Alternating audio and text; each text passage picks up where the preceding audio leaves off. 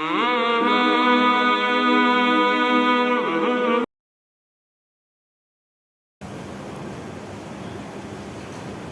الحمد لله نحمده ونستعينه ونستغفره ونعوذ بالله من شرور أنفسنا ومن سيئات أعمالنا من يهد الله فلا مضل له ومن يضلل فلا هادي له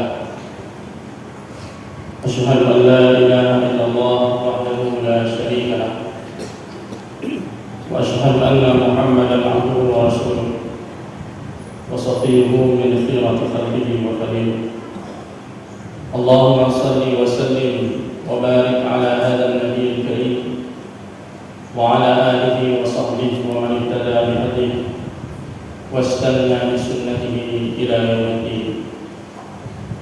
أما بعد فيا عباد الله أوصيكم وإياي بتقوى الله فقد فاز المتقون.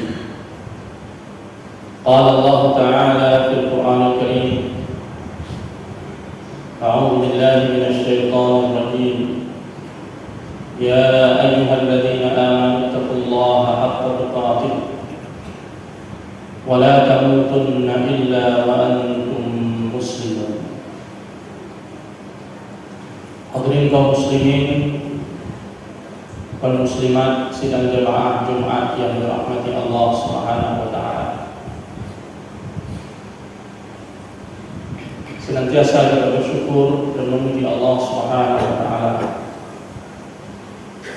Senantiasa Allah melimpahkan rahmat dan karunia-Nya, taufik dan hidayah-Nya, sehingga kita masih dapat beribadah kepada Allah Subhanahu wa taala, menjalankan aktivitas kehidupan ini dengan segala kebaikan. Setiap kita dalam hidup ini pada hakikatnya sedang berjalan menuju Allah Subhanahu wa taala. Tujuan utama kita adalah menggapai ridha Allah Subhanahu wa taala. Tapi dalam perjalanan yang panjang dan melelahkan itu kan banyak sekali rintangan-rintangan yang menghalangi perjalanan tersebut. Salah satu rintangan terbesar yang menghalangi jalan seorang hamba menuju keridhaan Allah adalah tantangan yang berasal dari syaitan alaihi la'natullah. Syaitan selalu berupaya agar seorang hamba Allah itu tidak sampai ke tujuannya. Syaitan selalu menginginkan agar manusia tergelincir dari jalan lurus, jalan yang akan menghantarkan dia kepada Allah Subhanahu wa taala. Syaitan akan berupaya agar manusia memilih jalan-jalan lain, jalan yang akan menjerumuskannya ke dalam neraka, ke dalam azab Allah. Dan itu tidak akan pernah berhenti dia lakukan, karena syaitan adalah musuh yang nyata bagi manusia, sebagaimana yang telah diabadikan oleh Allah, dinyatakan oleh Allah Subhanahu wa taala di dalam Al-Qur'an Al-Karim dalam banyak ayatnya. Maka Nabi sallallahu alaihi wasallam dalam sebuah potongan hadis sahih menyebutkan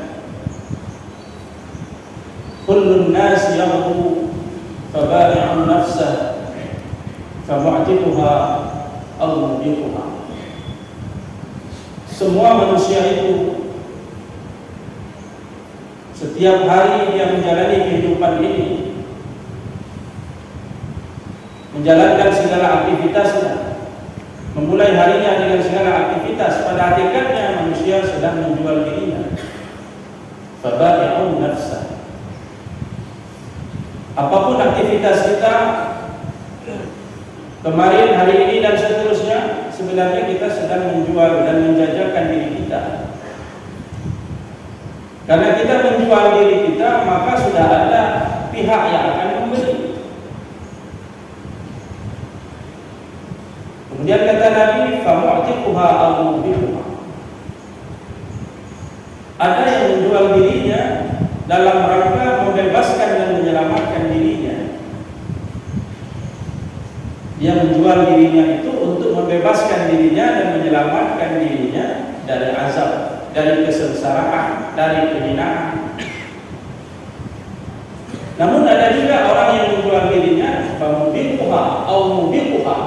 menjual dirinya pada hakikatnya dia sedang mencelakakan dirinya, menjerumuskan dirinya ke dalam kesengsaraan yang abadi, ke dalam kebinasaan.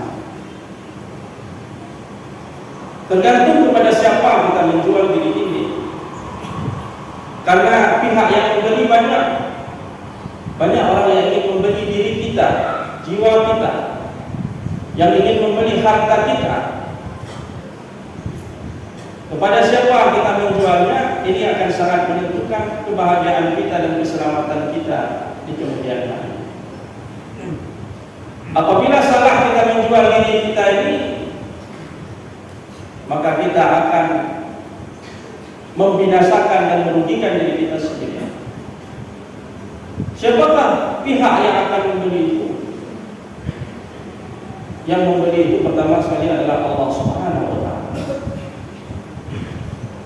Allah siap membeli diri kita, harta kita, dan Allah akan menggantikan perniagaan itu dengan surga. Harga yang Allah siapkan adalah surga dengan segala kenikmatannya. Surga yang seluas langit dan bumi itu sudah disiapkan oleh Allah bagi orang yang mau menjual dirinya kepada Allah Subhanahu wa Ta'ala. Famu'tiquha, hakikatnya dia sedang membebaskan. Ketika seorang hamba telah menjual dirinya kepada Allah, itu artinya dia sudah menyerahkan segalanya kepada Allah. Berarti dirinya itu bukan milik dia lagi, sudah milik Allah Subhanahu wa Ta'ala. Ibarat seorang budak hamba sahaya sudah menjadi milik tuannya. Kalau dia bekerja untuk tuannya, dia tidak berhak memiliki. Dia hanya patuh dan taat kepada tuannya. Begitulah hakikat seorang hamba sahaya, seorang budak. Ketika kita sudah menyatakan diri sebagai hamba Allah, menjual diri kita kepada Allah, berarti ketaatan kita hanya semata-mata kepada Allah Subhanahu wa Ta'ala. Dengan demikian berarti apapun yang diperintahkan akan kita laksanakan, apapun yang dilarang akan kita tinggalkan. Semua hidup kita persembahkan kepadanya. Jadwal hidup kita adalah jadwal yang sudah ditetapkan oleh Allah. Kita sudah tidak punya jadwal lagi, semuanya jadwal Allah Subhanahu wa Ta'ala. Hidup kita sudah menjadi milik Allah Subhanahu wa Ta'ala. Sebagaimana Nabiullah Ibrahim alaihissalatu wassalam menyerahkan dirinya sepenuhnya kepada Allah Subhanahu wa Ta'ala. Maka apapun yang Allah perintahkan, dia tidak akan pernah ragu untuk melaksanakannya. Orang yang seperti ini maka pada hakikatnya dia sedang mu'tiqwa, dia sedang membebaskan dirinya dari azab Allah Subhanahu wa Ta'ala, dan surga sudah menunggunya. Sedangkan yang kedua adalah aubiquha, orang yang menjual dirinya untuk mencelakakan dirinya sendiri, karena dia menjual dirinya kepada syaitan. Ini pihak yang kedua yang akan membeli diri kita, akan membeli harta kita. Syaitan akan membelinya dengan tipu daya. Siapa yang menjual dirinya, hartanya kepada syaitan, berarti dia telah tertipu. Syaitan tidak pernah menginginkan kebaikan bagi manusia. Oleh karena itu, hadirin yang dirahmati Allah Subhanahu wa Ta'ala, perjalanan kita menuju Allah Subhanahu wa Ta'ala ini akan terhalangi, akan selalu mendapat halangan dan rintangan dari syaitan alaihi laknat. Dengan segala macam cara. Kadang-kadang dengan cara syaitan itu menghiasi segala sesuatu yang diharamkan oleh Allah menjadi indah. Dia menggunakan cara yang disebut dengan istilah tazyin, menghiasi yang haram menjadi indah. Seolah-olah yang halal itu tidak baik, yang baik itu adalah yang haram. Kadang-kadang dia meniupkan taswif di dalam jiwa kita, sehingga kita menjadi orang yang menunda-nunda taubat kepada Allah. Taswif itu juga salah satu hembusan dari syaitan, cara syaitan menggelincirkan kita. Dia akan mengatakan belum saatnya kita bertobat karena masih muda. Nanti saja kalau sudah tua bertobat. Jangan sekarang naik haji ke Baitullah. Nanti saja kalau sudah tua. Kira-kira nafsu sudah tidak banyak lagi, baru nanti kita dapat gelar haji dan sebagainya, naik haji. Jangan sekarang melakukan kebaikan. Taswif, ditunda-tunda. Padahal ajal kematian sudah siap menjemput kita kapan saja. Kadang-kadang yang menghembuskan dalam bentuk taibis, membuat kita putus asa dari rahmat Allah. Bagi orang yang sudah banyak membuat dosa maksiat, setan pun datang mengatakan, kamu sudah banyak dosa, sudah berkubang dalam maksiat, kamu tidak mungkin bisa bersih lagi. Ya sudah, tidak usah lagi bertobat. Ibarat kata pepatah, daripada basah sekalian saja mandi. Ini baju sudah basah, ya mandi saja sekalian. Ini taibis, membuat kita putus asa dari rahmat Allah. Padahal sebesar apapun dosa, pintu taubat Allah senantiasa terbuka bagi orang-orang yang mau membersihkan diri.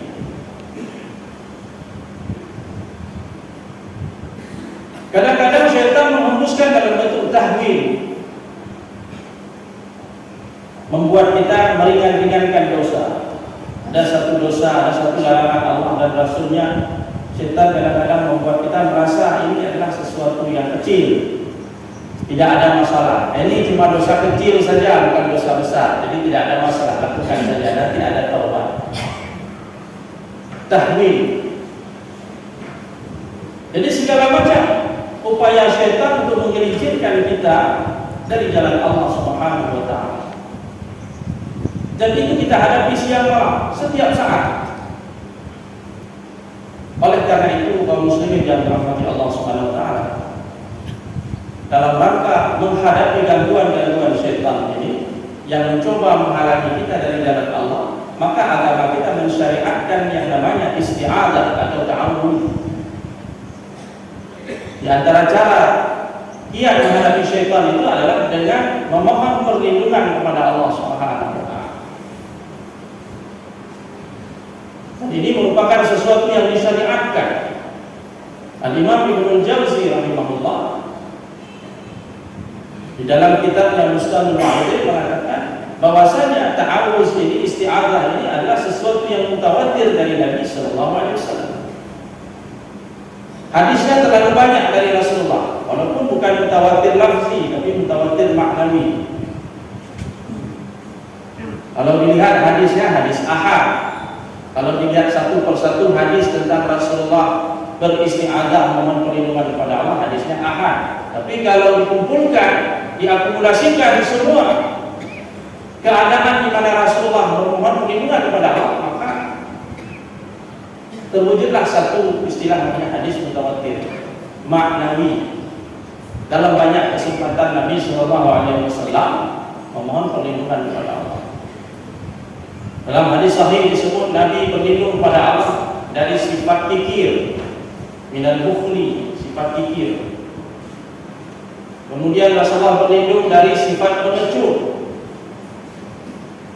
Kemudian Rasulullah SAW berlindung dari usia yang terlampau tua sehingga pikun.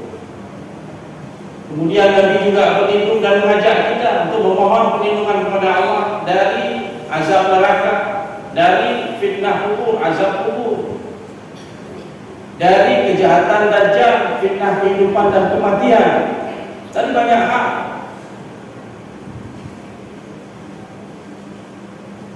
Rasulullah SAW mengajarkan kita untuk berlindung, termasuk dari kejahatan syaitan yang bertutur. Suatu ketika Rasulullah SAW melihat ada dua orang yang bertengkar karena marah. Jadi sehingga terlibat dalam pertengkaran, perkelahian. Meskipun marah itu ada dua, ada marah yang terpuji, ada marah yang tercela. Kalau marah yang terpuji itu marah karena Allah, karena ghirah kepada agama Allah, itu terpuji. Tapi ada marah yang tercela, sehingga seseorang terlibat dalam pertengkaran. Sehingga Nabi mengatakan, kalau seandainya orang tersebut mengatakan a'udzubillahi minasyaitonirrajim, sungguh akan hilang amarah, rasa marah itu, dan dia akan menjadi tenang kembali. Dalam hadis sahih dinyatakan seperti itu. Jadi berlindung kepada Allah dari pengaruh ataupun dari kejahatan syaitan yang tertutup, yang senantiasa membisikkan kejahatan di dalam diri kita, termasuk melampiaskan amarah dendam, dan itu dari syaitan. Dan kita disuruh berlindung kepada Allah dari segala gangguan itu. Maka dalam rangka memohon perlindungan kepada Allah itulah Allah turunkan mu'awwizatain, qul a'udzu birabbil falaq, qul a'udzu birabbin nas. Yang kata Nabi sallallahu alaihi wasallam, belum pernah Allah turunkan surah yang semisal itu untuk memberikan kesempatan kepada kita berlindung kepada Allah dari segala kejahatan syaitan di setiap kesempatan. Dan Allah Subhanahu wa taala di dalam Al-Qur'anul Karim pun menjelaskan dalam surah Fussilat ayat 36, a'udzubillahi minasyaitonirrajim, wa imma yanzaghannaka minasyaitani nazghun fasta'idz billah innahu huwas samiul alim. Dan jika kamu mendapatkan gangguan dari syaitan, gangguan dari syaitan ini, kata Syekh As-Sa'di, adalah bisikan-bisikan ajakan kepada manusia untuk meninggalkan ketaatan kepada Allah dan untuk melakukan maksiat kepada Allah.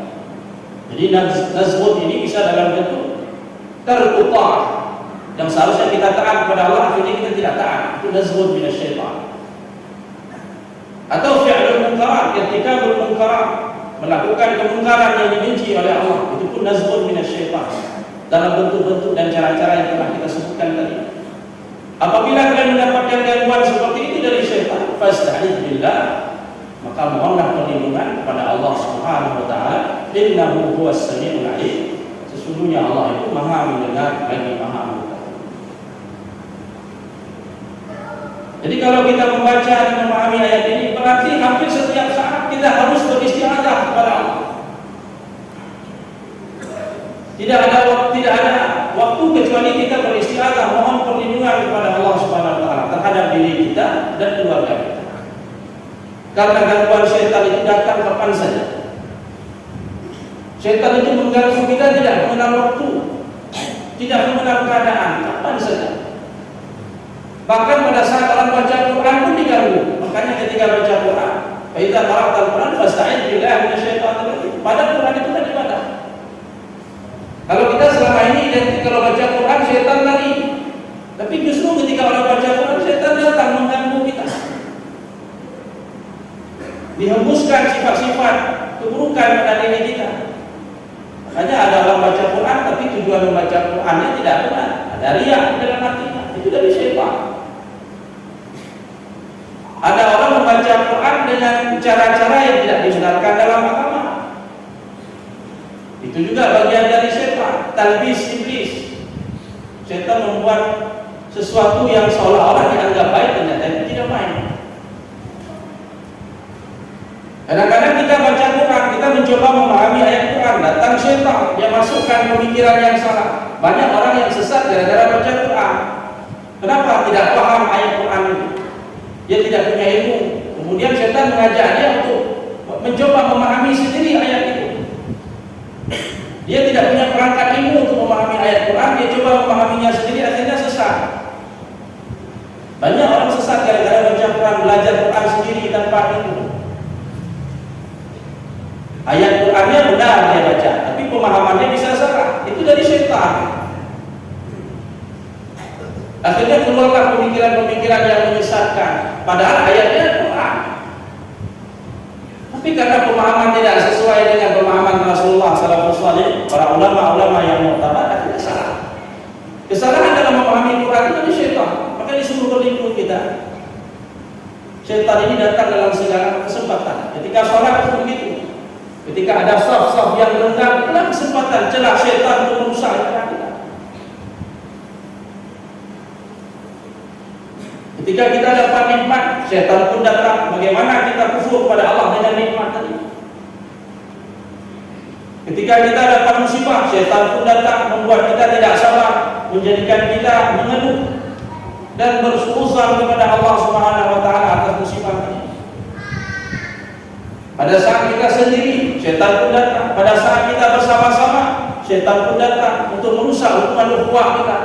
Ternyata syaitan itu ada dimanapun dan kapanpun. Dia tidak akan pernah membiarkan kita dalam kebaikan, dalam keadaan. Oleh karena itu, kalau kita memahami realita ini sesuai dengan petunjuk dan keterangan-keterangan dari Al-Quran maupun hadis Nabi Sallallahu Alaihi Wasallam, maka sungguh kita mengatakan perkara yang antara perkara yang paling kita butuhkan dalam hidup adalah isti'adzah, mohon perlindungan kepada Allah. Karena kita tidak bisa selamat tanpa perlindungan dari Allah. Walaula fadlullahi 'alaikum wa rahmatuhu lattaba'tum syaitana illa qalila. Kalau bukan rahmat dan karunia Allah, sungguh kita semua akan mengikuti jalan-jalan syaitan.